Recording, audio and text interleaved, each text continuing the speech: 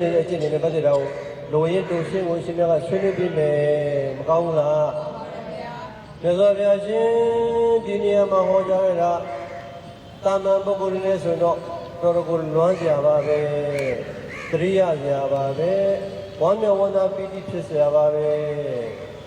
လိုရင်းတူရှင်းလေးနဲ့အဲ့ပိုက်ကလေးကိုတို့ဆွေးနွေးအောင်ဒီပြတရားကိုတက်ကြတော့ဆွေးနွေးမယ်ဆိုရင်မဆိုးတယ်ဒီနေ့ဆိုတော့နောက်နေ့လို့ဆိုနောက်နေ့လို့ဆိုနောက်တလာလို့ဆိုတနေ့လည်းမဆုံးတို့တယ်လေလိုရင်းတူရှင်းလေးချုပ်နေရတော့မင်းရဘုံရှင်မိကံကိုရောက်ဖွဲ့ပဲမလားဘုရားဆရာတော်ဆွေးနွေးတော့ပါပြီဒီတော့မှမြတ်စွာဘုရားရှင်ဖိတ်တာတော်ကြော်လေးဟောကြားတဲ့နှစ်သာရကတော့အိုရန်တော်များအိုချစ်သားတို့ချစ်သမီးတို့ငါသည်ထူးသောဉာဏ်ဖြင့်ဒီဝေဟောကြားတော်တရားတော်မြတ်တို့ကိုတေတို့သည်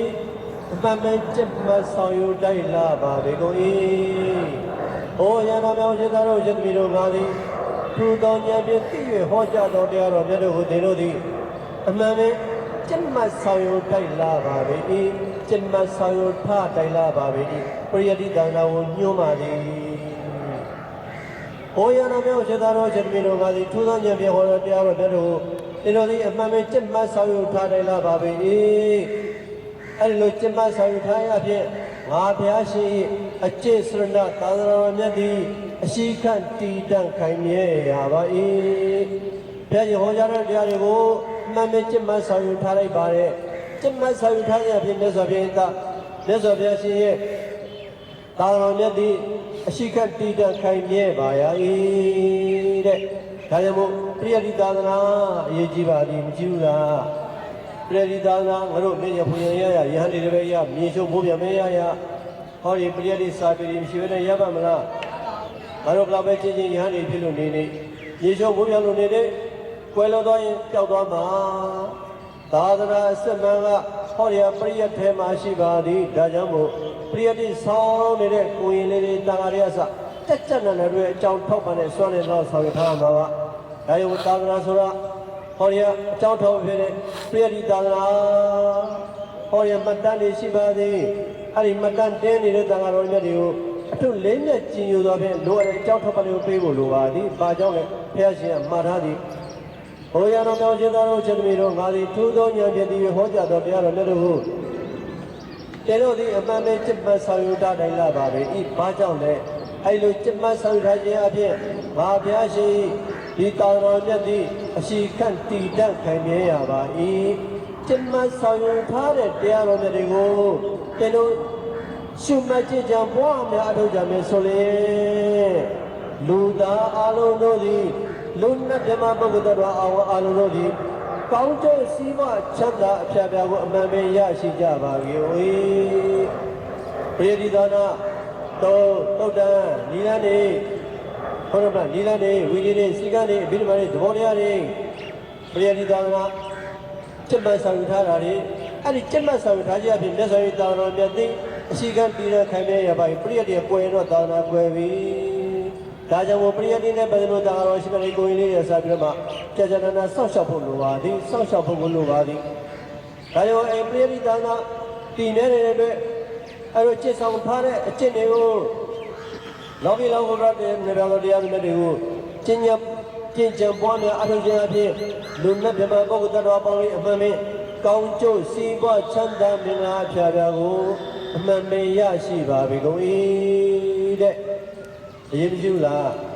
အရေးကြီးတယ်။အိုရတော်မြောက်ခြင်းသားတို့ချက်ပြီးတော့ငါသည်ထူးသောဉာဏ်ဖြင့်ဟောကြားတော်တရားတော်မြတ်တို့သည်ဒီပင်လေးရောတမ္ပပထောင်လေးတိတိခန္ဓာလေးပါတမ္ပပထောင်လေးပါအိဒီပါလေးပါအိန္ဒြေ၅ပါးဘုံ၅ပါးဟောစကုဏပါအင်္ဂါ၈ပါးရှိတဲ့မြစ်ကင်၈ပါးတို့ပါပဲချုပ်လိုက်ရင်ဘောဓိပက္ခ39ပါးပါပဲငါသည်ထူးသောဉာဏ်ဖြင့်ဟောကြားတော်တရားတော်မြတ်တို့သည်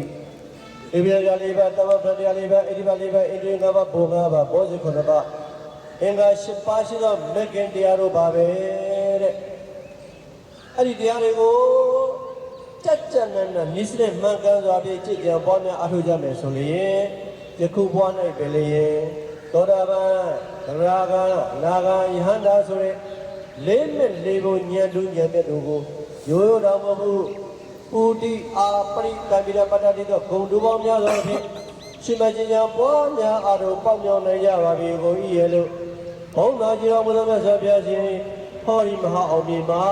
ဤတရားတော်ရဲ့အသေးစိတ်ရှိဝချက်တွေကိုကရုဏာရှိထားမြတ်တာအားဖြင့်ဟောကြားတော်မူခဲ့ပါပြီတည်း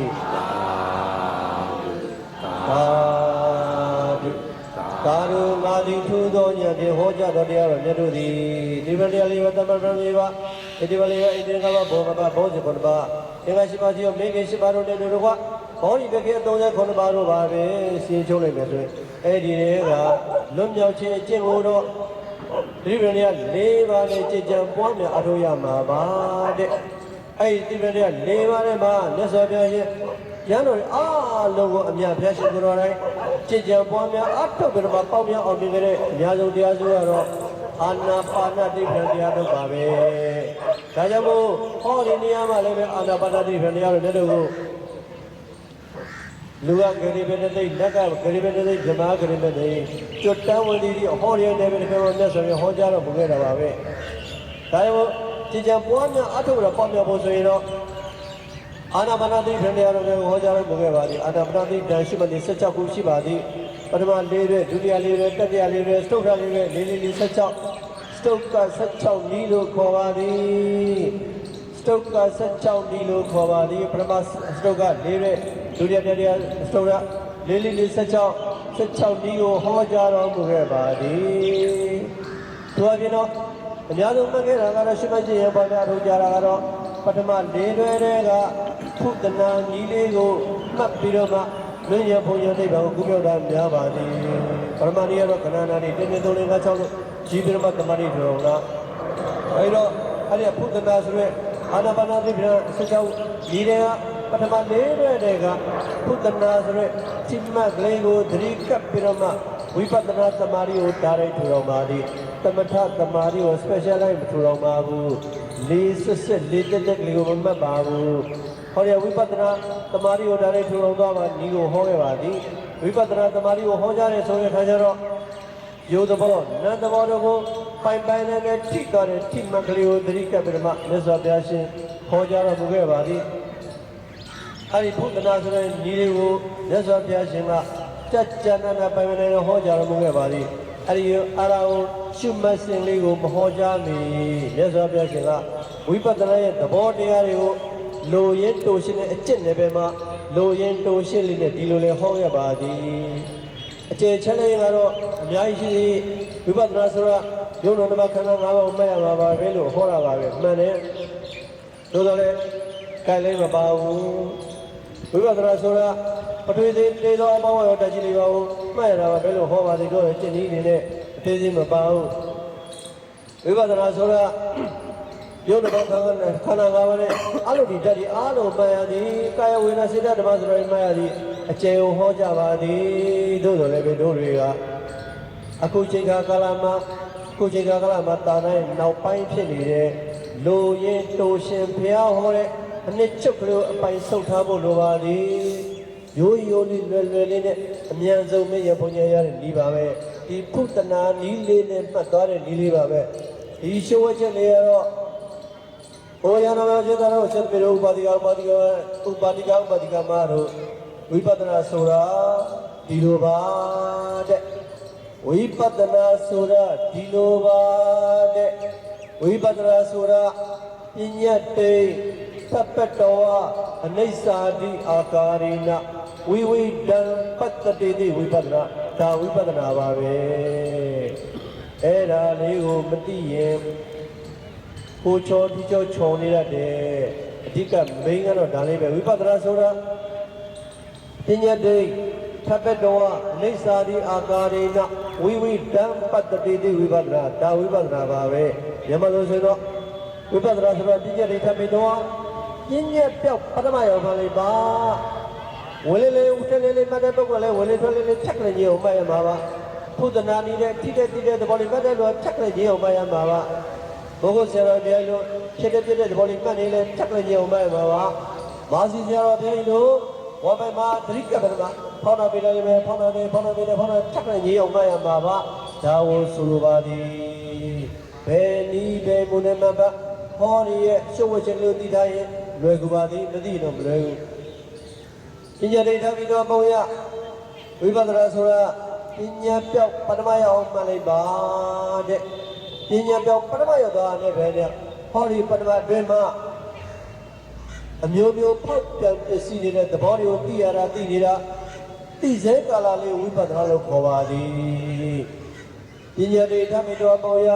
ဝိနည်းလေးညောင်မှာဖြစ်တဲ့ညောင်မှာဖြစ်တဲ့သဘောလေးညောင်မှာပါဖောက်တဲ့ပိတဲ့သဘောလေးညောင်မှာပါပါ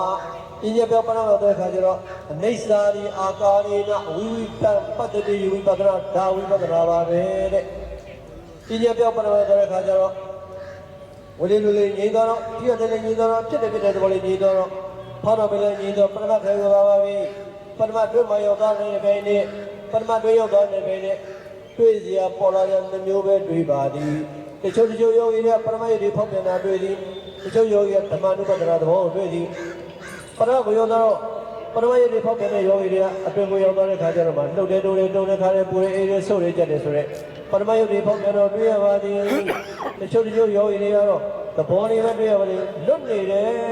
မှတ်စရာမရှိလို့ထင်တယ်ဆိုတဲ့သဘောလေးဟာနေတယ်မှတ်စရာမရှိဘူးဆိုတဲ့သဘောလေးငြိမ်နေတယ်တည်နေတယ်လို့ဆိုတော့မှတ်စရာမရှိတဲ့သဘောလေးသွားတွေ့ပါလိဒီနှစ်ချက်ပဲတွေ့နိုင်တယ်ပရမအတွင်းမှာကျန်တာမတွေ့ပါဘူးပရမယုတ်တွေဖောက်ပြန်တာချုပ်ရောရတွေ့တဲ့ချုပ်ရောတွေကဟောတွေကဓမ္မနုပဒနာသဘောလေးနဲ့တွေ့တယ်အဲဒါကြောင့်ပထမထဲရောက်တော့ဘာတွေပဲတွေ့အနိစ္စဒီအာကာရေနဝိဝိတံပတ္တိတိဝိပဿနာပေါ့ရပထမထဲရောက်တဲ့ခါကျတော့အမျိုးမျိုးဖောက်ပြန်ပစ္စည်းနေတဲ့သဘောတွေကိုသိရတာသိနေတာသိစေကာလလေးကိုဝိပဿနာလို့ခေါ်ပါတယ်လက်တွေ့ရဆိုတော့လှုပ်နေတယ်လို့သိတဲ့စိတ်လေးလှုပ်နေတယ်လို့ဟောရပရမစာလို့ဆိုပရမနာခန္ဓာလို့ခေါ်တယ်ပရမယုတ်ခန္ဓာလို့ခေါ်တယ်လှုပ်နေတယ်လှုပ်တယ်ကယုတ်ကလေးပဲလှုပ်နေတယ်လို့သိတဲ့စိတ်ကလေးသိတာနာလေးပဲလှုပ်နေတယ်ပရမယုတ်တွေဖောက်ပြန်နေတယ်လှုပ်နေတယ်လို့သိတဲ့စိတ်ကလေး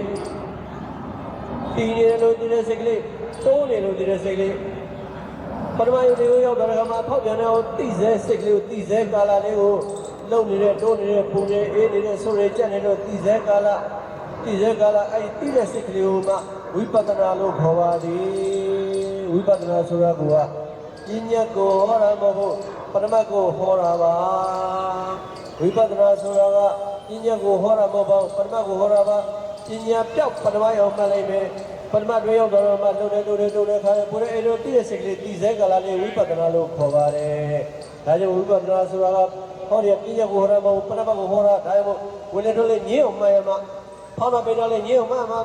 သိတဲ့သဘောလေးညင်းအောင်မှဖြစ်တဲ့သဘောလေးညင်းအောင်မှငြိမ်းတော့မှဟောဒီပရမတ်ထဲမှာပေါ်လာတဲ့သဘောတွေကိုသိတဲ့စိတ်သိစေကာလလေးဝိပဿနာလို့ခေါ်ပါတယ်ဝိပဿနာဆိုတာကပရမတ်ကိုဟောပါသည်ပညာကိုဟောတာမဟုတ်ပါဘူးဒီတဲ့ပုံရှင်းတာကတို့ဝိပဿနာဉာဏ်လို့ခေါ်တဲ့ဝိပဿနာဉာဏ်ဒီလည်းပဲပရမတ်နမိခန္ဓာနခန္ဓာကိုစာလို့ခေါ်တာပါ